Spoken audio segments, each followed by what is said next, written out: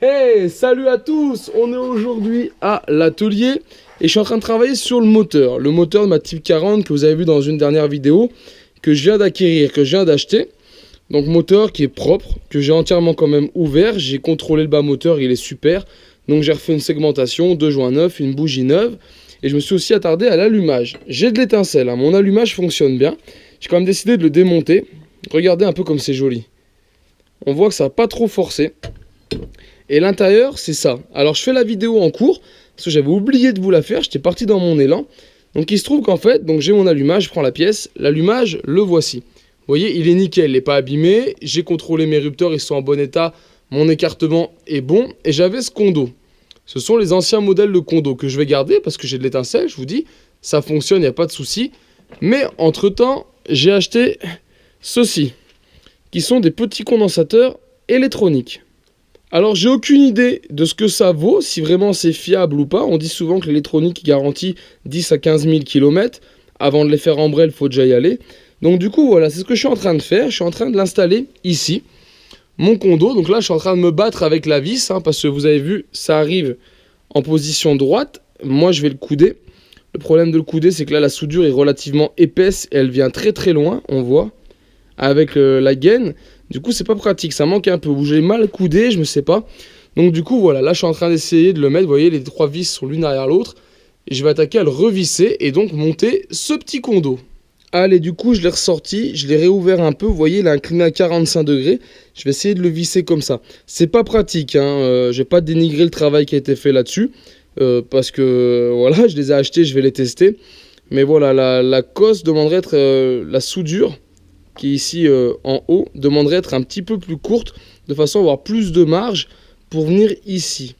Allez, voilà, je l'ai monté, donc en le coudant comme ça 45 degrés, on passe bien juste sous le rupteur, on vient pas gêner son ouverture, donc là du coup on est bon, on peut serrer.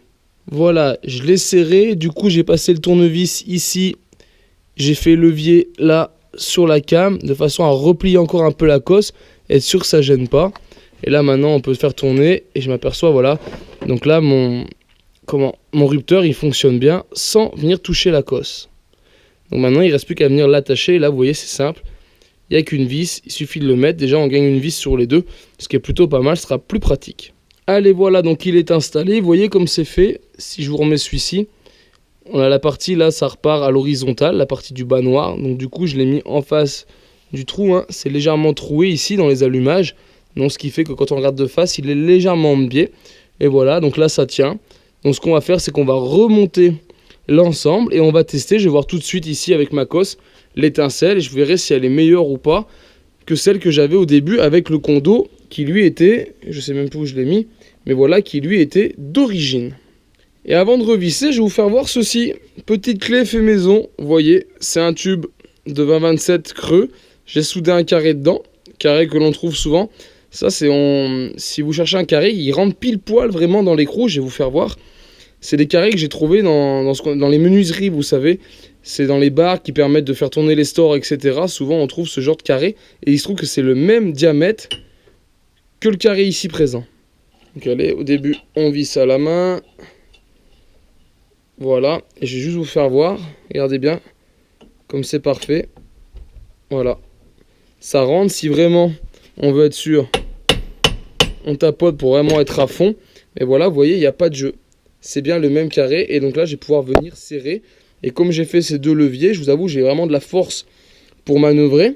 Et en plus, je peux venir mettre des rallonges ici dans les trous si vraiment j'y arrive pas. Et pour tenir le volant, moi j'utilise ceci. Petite pince qu'on trouve sur internet qui est conçue pour. Voilà. Vous venez mettre autour du volant. Vous serrez. Ça permet de maintenir pendant que vous forcez. Allez, voilà, c'est en place. Vous voyez, je l'ai serré. Je viens de l'appuyer ici sur l'établi. Et puis moi, j'ai plus qu'à venir ici, maintenant, serrer mon écrou tranquillement.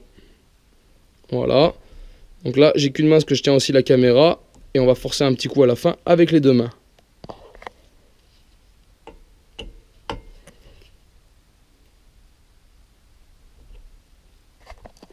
Et voilà, c'est serré. Et vous voyez, ce petit système est pratique. Je vous avoue, ça tient super bien. C'est comme un peu une clé à filtre en automobile, à part que là, c'est antidérapant. Ça vous évite d'avoir le bloc piston pour ceux qui ne veulent pas forcer sur leur roulement, sur leur piston. Voilà. C'est pratique, ça passe vraiment partout, c'est ça qui est top. Vous pouvez faire plusieurs diamètres, il y a plusieurs réglages. Petite pince que je conseille. Voilà, ça c'est la petite parenthèse est finie. Et maintenant on va donc voir si mon étincelle est meilleure avec mon petit Kondo électronique. Donc moi d'après, c'est dommage, j'ai pas filmé avant avec l'ancien Kondo. Là c'est un peu chaud de le faire démarrer, j'espère que ça s'est vu à la caméra. L'étincelle a l'air plus nerveuse, je sais pas si on peut dire ça comme ça. Elle a l'air un peu meilleure, de meilleure qualité, vraiment plus franche. Donc on verra ce que ça donnera. En tout cas, j'ai rien perdu, j'ai toujours de l'étincelle sur ma cause, donc bon. Au pire, hein, j'ai peut-être fiabilisé ce Kondo qui marchait, mais qui peut-être aurait rendu l'âme. Alors je vous refais voir, hein, c'est ce petit Kondo. Et bien sûr, dans la description de la vidéo, je vous mettrai le lien où je l'ai acheté. Hein. Je ne fais pas spécialement de la pub pour ça, je vous dis, c'est juste un essai. C'est vraiment la première fois, d'habitude, je monte du Novi. Je suis vraiment content du Novi, j'ai jamais eu de problème une fois que je les ai montés. Donc voilà, par contre, ça, c'est pareil que c'est plus fiable. Et bah du coup, il faut vivre avec son temps. Je vais tester ce modèle. Allez, donc voilà, toute petite vidéo sur le test d'un Kondo électronique. Alors là, j'ai testé cette marque-là parce que c'était pas très loin de chez moi. C'est un gars sur l'Isère qui fabrique ça, donc j'ai testé. Si ça marche bien, je pense que je testerai d'autres marques, d'autres modèles, parce qu'il y en a un peu à tous les prix, les Kondo électroniques. Donc vraiment à voir.